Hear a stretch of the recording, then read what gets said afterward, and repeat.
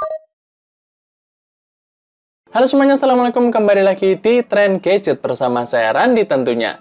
Ya, beberapa hari yang lalu saya sempat upload sebuah video hands-on dan unboxing dari Samsung Fold dan Flip 6 yang baru aja dirilis oleh Samsung. Dan di video itu saya juga sempat tes kameranya ya, kalian bisa nonton aja videonya di sini. Ya, jadi di video kali ini saya mau lanjut lagi buat bahas kedua HP ini supaya kalian bisa makin kebayang apakah mau lanjut beli HP itu atau enggak. Terutama yang mau saya bahas adalah di bagian fitur-fiturnya, karena memang di Fold dan Flip 6 ini ya Samsung itu lebih menjual soal fitur-fitur AI mereka daripada soal spek hardware dan lain sebagainya. Tapi disclaimer dulu kalau saya itu kemarin cuma dipinjemin beberapa jam doang ya, sehari lah ya, jadi nggak bisa nyobain semua fiturnya, tapi mungkin yang saya jelaskan di video ini bisa jadi bayangan buat kalian. Oke, langsung aja ke fitur yang pertama yang namanya adalah Translate Everything on Screen. Sesuai namanya, dia akan membantu kita untuk translate apapun yang tampil di layar kita. Contohnya kalau kita lagi buka website dalam bahasa Inggris, kita tinggal pencet home aja yang agak lama, terus nanti akan ada tombol translate di bagian bawah. Ya, gampang ya gitu doang kan?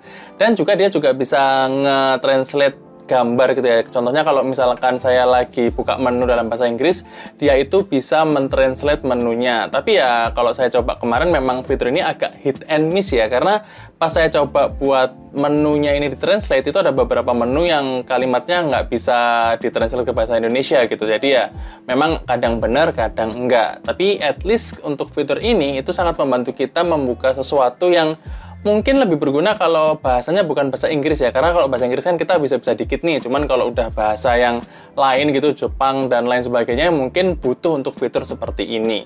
Oh ya, pas kita tadi pencet tombol home yang agak lama di HP tadi, selain ada fitur Translate Everything on Screen, ada juga fitur buat ngepoin barang-barang yang lagi kita lihat. Jadi kalau misalkan di layar kita lagi ada sepatu, tripod, kamera yang lagi kita lihat gitu ya, dan pengen tahu tuh mereknya apa, barangnya apa namanya, tinggal kita benerin aja dan dia akan langsung cari di Google.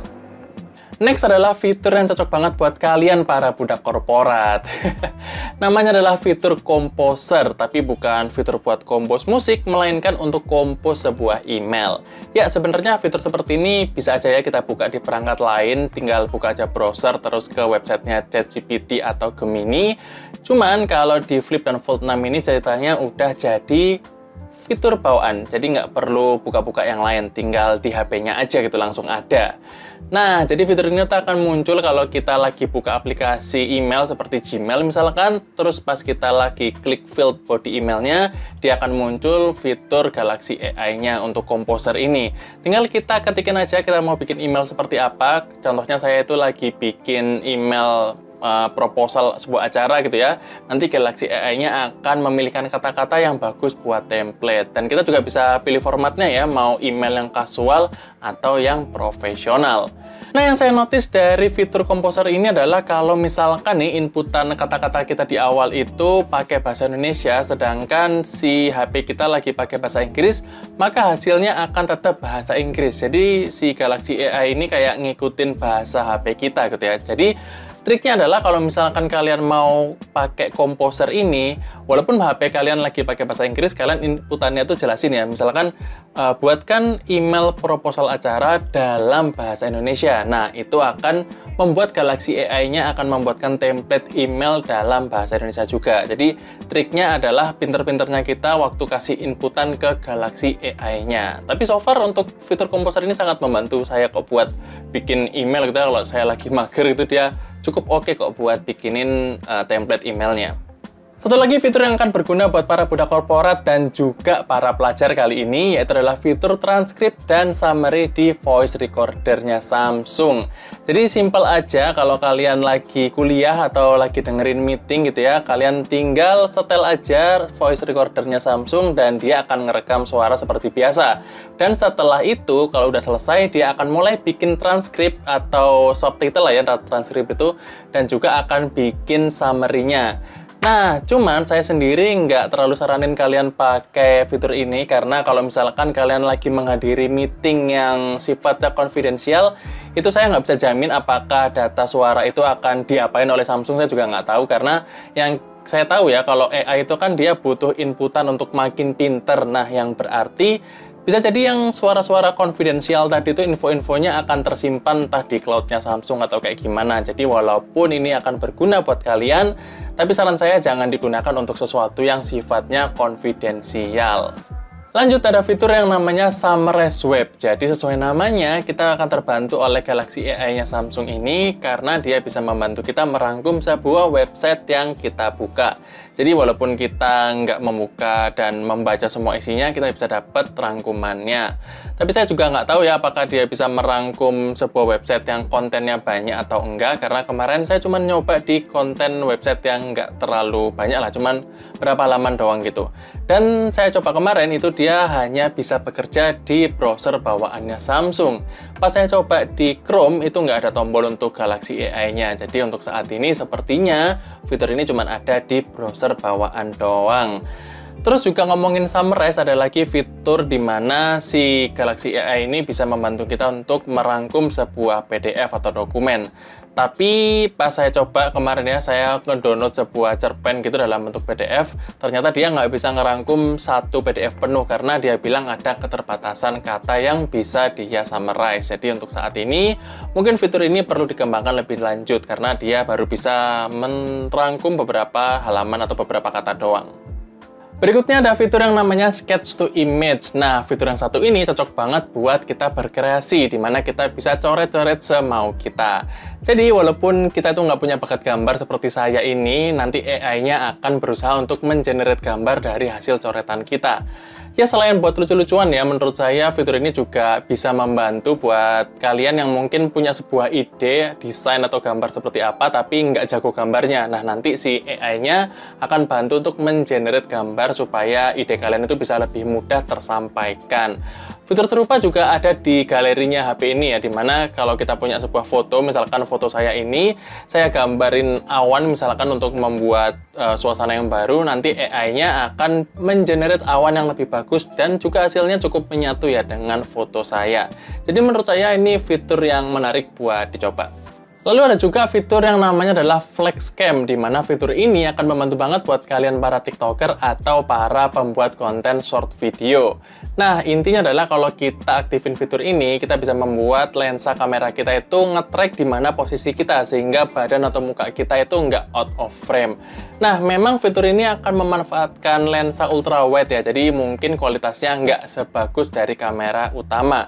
Tapi menurut saya untuk fitur ini kalau digunakan di tempat yang cukup cahayanya itu hasilnya udah oke. Terus terakhir fitur yang saya coba adalah namanya Interpreter. Cocok banget fitur ini buat kalian yang suka berpergian ke luar negeri atau at least sering ngomong sama bule. Jadi intinya adalah fitur ini bisa mentranslate omongan kita secara live gitu ya, dan nanti ditranslate ke bahasa lain dan bisa ditampilkan di layar utama maupun di layar cover screen. Dan asiknya adalah fitur ini tuh bisa berjalan tanpa koneksi internet. Jadi misalkan kalian lagi ketemu sama bule gitu ya di pesawat, kita tetap bisa gunakan interpreter ini walaupun kita nggak punya internet. Tolong kasih aku sebuah rekomendasi restoran terenak di tempat ini. Please give me a recommendation for the best restaurant in this place. Oh ya, sebelum kita pakai fitur Interpret ini, kita itu harus download dulu semacam language pack gitu ya, untuk bahasa-bahasa yang mau kita gunakan.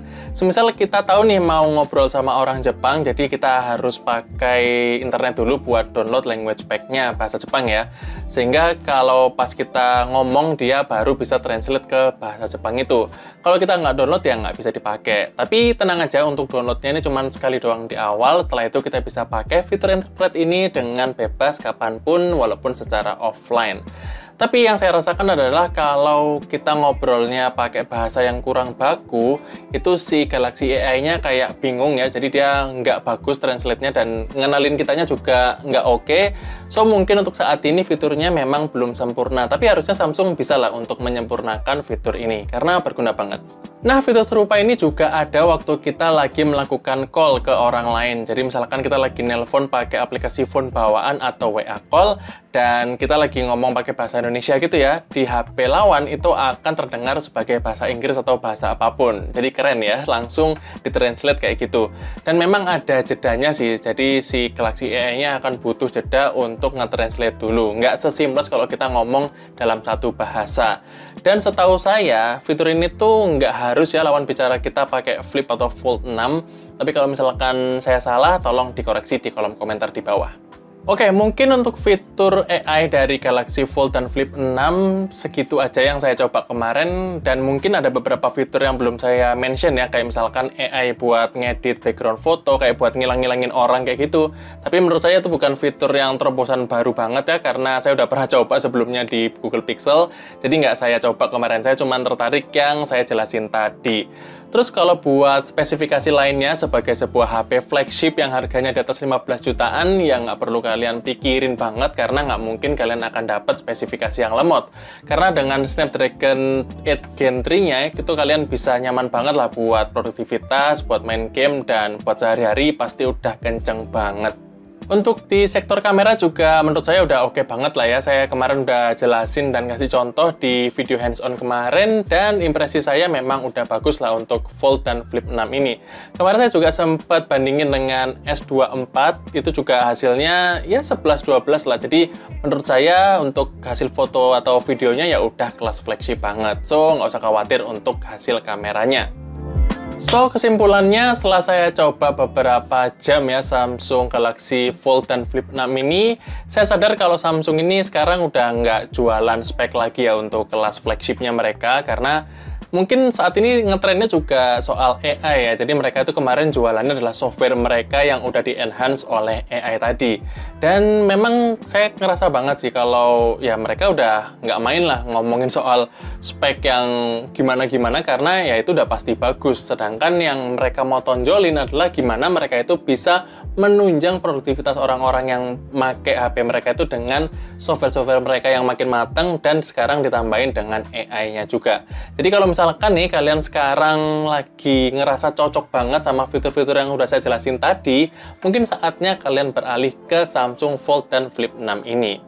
Tapi buat saya pribadi, jujur kayaknya kedua HP ini kurang menarik ya buat saya, karena setelah saya coba fitur-fiturnya itu kayaknya cuman asik di awal-awal doang sih buat makainya ya. Setelah itu kayaknya juga udah nggak pernah saya pakai. Misalkan kayak fitur sketch to image itu saya memang sehari-hari nggak ada kebutuhan ya buat gambar-gambar kayak gitu. Terus juga untuk fitur interpreter juga kayaknya saya nggak butuh sih untuk saat ini ya, karena ya yang saya temuin ya itu orang yang berbahasa Inggris doang, jadi saya masih bisa lah untuk ngomong bahasa Inggris tanpa fitur ini. Dan yang terakhir adalah yang sebenarnya saya tertarik, itu fitur transkrip voice recorder. Sebenarnya menarik buat ngerekam meeting-meeting saya di kantor, cuman karena sekali lagi saya agak ragu sama keamanan datanya kayak gimana, karena saya juga nggak ngerti ya gimana Samsung behaviornya untuk nyimpen data untuk AI mereka, jadi ya saya mending nggak usah pakai gitu daripada kenapa-kenapa. So untuk saat ini kayaknya sih saya pribadi nih belum terlalu butuh untuk Samsung Fold dan Flip 6 tadi. Tapi ingat ya, untuk case-case skenario tiap orang itu beda, jadi bisa jadi kalian butuh banget fitur-fitur tadi buat menunjang produktivitas kalian, ya nggak ada salahnya kalian upgrade ke kedua HP ini. Oke, mungkin segitu aja cerita saya kali ini dengan Samsung Fold dan Flip 6 lanjutan dari hands-on kemarin ya. Semoga bisa membantu kalian untuk menentukan apakah kalian menjadi upgrade ke kedua HP ini atau enggak. Terima kasih buat kalian yang udah nonton video ini sampai habis maupun yang tidak. Jangan lupa like dan subscribe, dan kita akan ketemu lagi di video berikutnya. Stay update!